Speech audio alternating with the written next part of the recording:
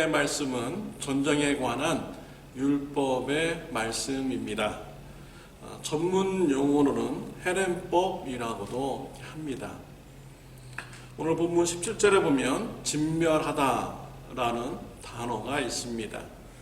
진멸하다라는 단어를 원어로 보면 헤렘이라는 단어로 쓰여졌습니다. 뜻은 진멸하다, 파괴하다라는 뜻을 가지고 있습니다. 전쟁에 나가서 완전히 모든 것을 다 파멸하라라는 이런 전쟁의 법인 것이지요. 오늘 본문에서는 이스라엘 백성들이 가나안 땅에 들어가 정복 전쟁을 할 때 어떻게 해야 되는지 말씀을 주시고 있습니다.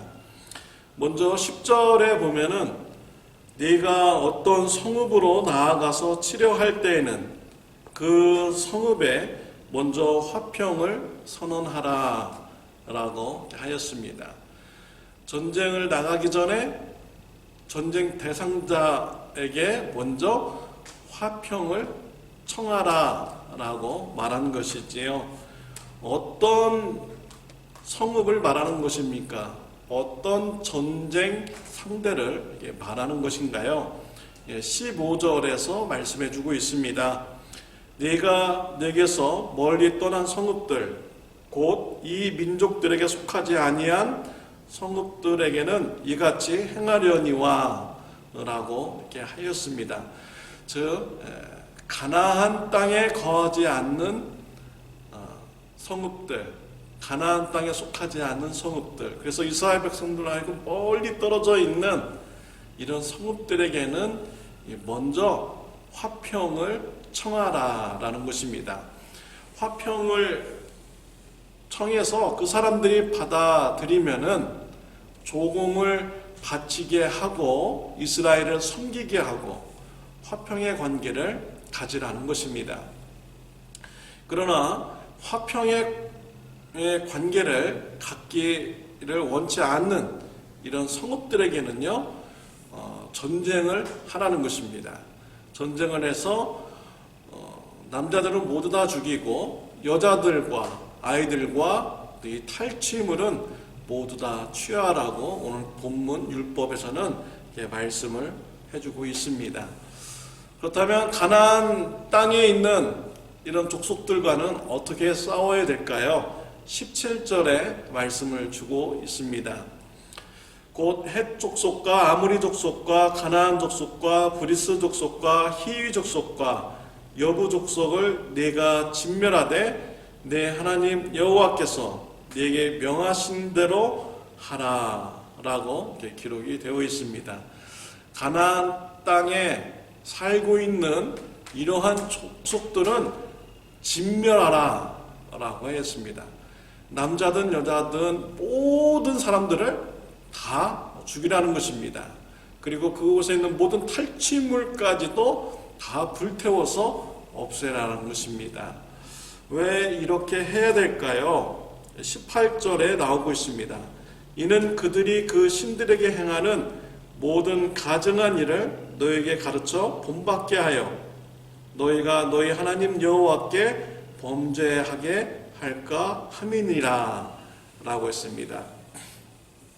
가나안 사람들을 살려주면은 그들이 이스라엘 백성들에게 우상 숭배하는 것을 가르쳐 주어서 이스라엘 민족들이 범죄하게 할까 해서 하나님께서는 모든 사람을 다 진멸하고 탈취물까지도 다 불태워서 없애라는 것입니다. 가나안 족속들은요, 가나안에 살고 있는 이방 민족들은 인신제사를 드리는 이런 우상을 섬겼습니다. 자신의 자녀를 불로 태워서 바치는 이런 우상을 섬겼던 것이지요. 불로 태움을 받는 이 아이 얼마나 두렵겠습니까? 얼마나 무섭겠습니까? 그것을 바라보고 있는 이 자녀들은 얼마나 공포스럽겠습니까? 또한 이 자녀의 어머니는 얼마나 마음이 아프겠습니까? 하나님께서는 이러한 것을 기뻐하지 않으셨습니다. 그래서 이런 우상 섬김의 이런 모습이 이스라엘 백성들에게 전해지기를 원치 않았던 것이지요. 그래서 모든 이런 가나안의 것들을 다 진멸하라 라고 하셨습니다. 하나님은 저와 여러분들을 사랑하십니다. 하나님은 이스라엘 백성들이 사랑해서 이스라엘 백성들을 잘 되기를 원해서 헛된 우상 때문에 자녀들을 불태우는 이런 헛된 신앙하기를 하나님께서는 원치 않으셨던 것이지요. 악의 모양이라도 완전히 다 불태워서 없애버리기를 원하셨습니다. 죄라는 것은요, 전염성이 굉장히 강합니다. 감기가 쉽게 다른 사람들에게 전염되듯이요, 이 죄라는 것은 다른 사람들에게 쉽게 전염이 됩니다. 죄의 결과, 죄의 열매는 무엇입니까? 사망입니다. 이러한 죄의 모습으로 부패되어서 사망까지 가는 것을 우리 하나님은 원치 않으신 것이지요. 예수님 시대 때 종교 지도자들은 하나님보다 돈을 더 사랑했습니다. 하나님보다 돈을 더 사랑했다라는 것은 돈이라는 우상을 섬긴 것입니다. 제사장들은 상인들과 결탁해서 부정부패를 저질렀습니다. 사람들이 재물을 가지고 와서 하나님께 제사를 드리기를 원하면 제사장들이 그 재물이 흠이 있다라고 하면서 되돌려 보냅니다. 그리고 성전에서 상인들에게 재물을 사오도록 합니다. 상인들은 시장의 가격보다 몇 배나 더 비싸게 재물을 팝니다. 그 수익금을 가지고 제사장들과 상인들이 서로 나누어 가졌던 것이지요. 제사장들이 타락을 한 것입니다. 돈을 사랑해서 우상 숭배한 것이죠.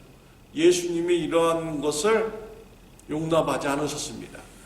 가죽 채찍을 가지고 들어가셔서 모든 사람들을 때리고 상을 엎으시고 모든 짐승들을 다 성전 밖으로 보냈습니다. 성전을 깨끗하게 청소하신 것이죠. 부정부패의 모습, 우상숭배의 모습을 우리 예수님께서는 책망을 하신 것입니다. 바리새인들의 외식하는 모습을 우리 예수님께서는 책망하셨습니다. 겉으로는 하나님을 잘 섬기는 척 하지만 그들의 안에는 온갖 죄악으로 가득 찼고 우상 숭배로 가득 찬 자들이었습니다. 예수님은 그들을 향해서 회칠한 무덤이라고 책망하셨습니다. 이스라엘의 무덤은요, 겉으로는 하얀 회를 칠합니다. 겉으로 볼 때는 하얀색이니까 깨끗해 보이죠. 그러나 그 무덤 안에는 온갖 썩은 것이 가득한 것입니다. 바리새인들이 회칠한 무덤이다 라고 예수님은 지적을 하신 것이지요. 그리고 이러한 바리새인들을 향하여서 화 있을진저 라고 저주를 하였습니다. 예수님을 닮아가시는 저와 여러분들이 되시기를 바랍니다. 우상 숭배와 타협하지 않고 죄와 타협하지 않는 저와 여러분들이 되시기를 바랍니다. 죄의 모습을 허용하지 않는 저와 여러분들이 되시기를 바랍니다. 우리가 우리 자신을 날마다 말씀을 통하여서 되돌아 보아야 됩니다. 우리 마음 안에 죄의 모습이 발견되면 어떻게 됩니까? 바리새인들과 같이, 제사장들과 같이 우리 마음 속 안에 죄가 있다라는 것을 깨닫게 되면 어떻게 될까요? 우리가 숨기지 말아야 됩니다. 하나님 앞에 인정해야 됩니다. 고백해야 됩니다.